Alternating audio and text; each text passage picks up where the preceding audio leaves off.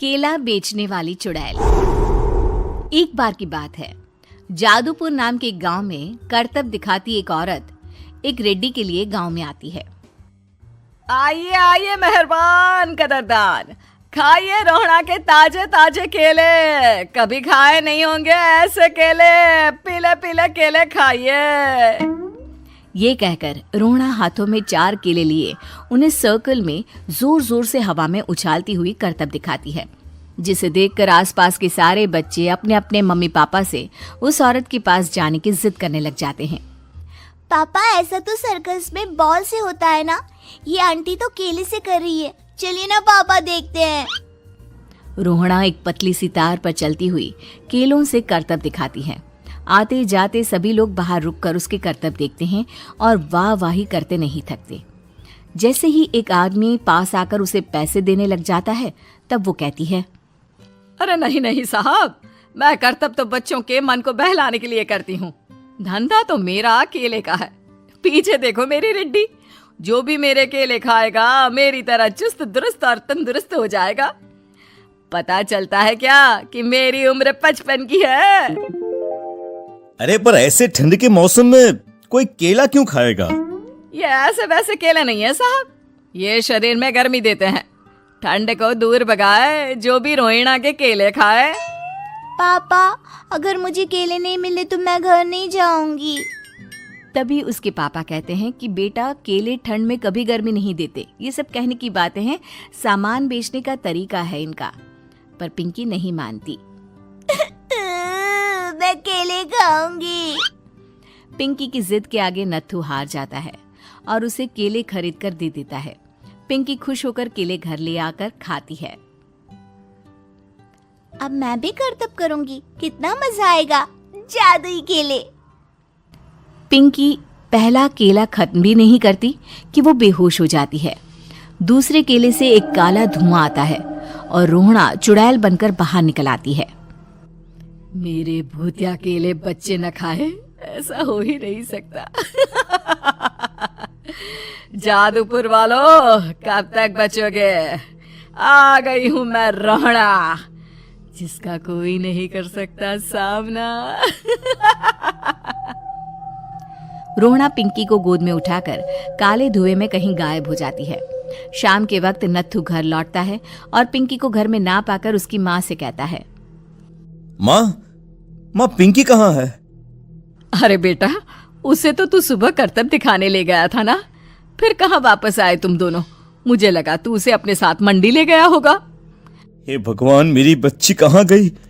मैं उसे घर ही तो छोड़कर गया था माँ। नत्थू गांव के घर कोने में अपनी बेटी को ढूंढता है, पर उसे वो कहीं नहीं मिलती।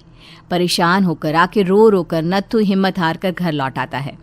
अगली सुबह रोहड़ा फिर से करतब दिखाने आती है और इस बार पिंकी की तरह रोनी केले खरीद लेता है। 50 रुपए दिए थे पापा ने, सारे पैसों के मैंने केले खरीद लिए हैं। अब मैं भी आंटी की तरह ही करतबबाज बन जाऊंगा। यही सोचते हुए रोनी केले खाता है और पहला अकेला केला आधा खत्म भी नहीं करता कि चुड़ैल उसके सामने आ जाती है। मेरे साथ चलने का समय आ गया है रोनी।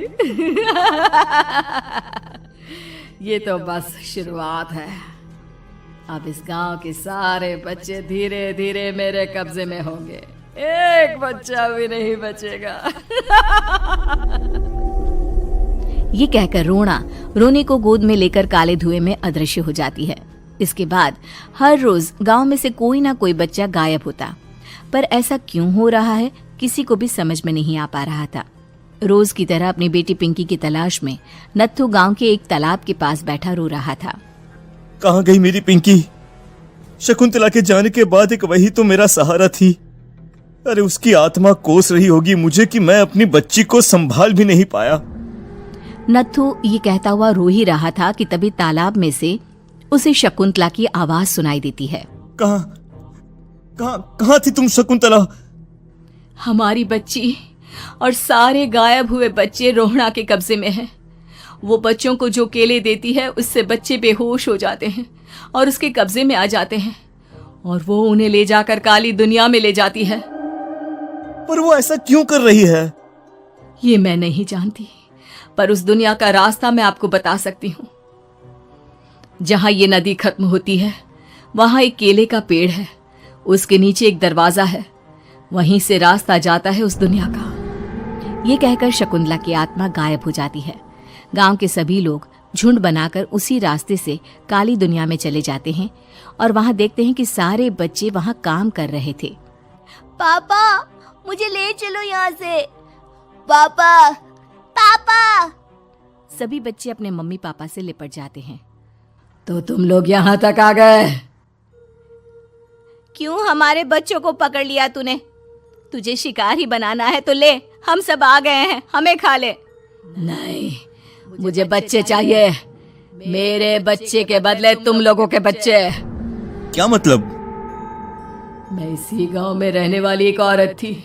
केले की चोरी के इल्जाम में मेरे बेटे को गांव वालों ने इतना मारा कि वो मर गया। उसी दिन मैंने ठान लिया कि गांव वालों का भी वही हाल करूंगी। कुछ दिन बाद बेटे के चले जाने के दुख में मैं भी मर गई और मेरी भटकती आत्मा एक चुड़ैल बन गई। और फिर मैंने बदला लिया तुम सबके बच्चे छीनकर। बर्दाश्त नहीं कर पाए ना, सोचो मुझ पर क्या बीती होगी। हमें माफ कर दो रोना, पता नहीं ये किसकी गलती थी पर हम सभी माफी मांगते हैं। हमारी खुशियां लौटा दो, तुम भी तो एक माँ हो। गांव वालों की बात सुनकर रोना का मन पिघल जाता है और वो बच्चों को छोड़ देती है। उसके बाद काली दुनिया बच्चों के लिए जादुई दुनिया बन जाती है। अब कोई भी कभी भी वहां आ जा सकता था।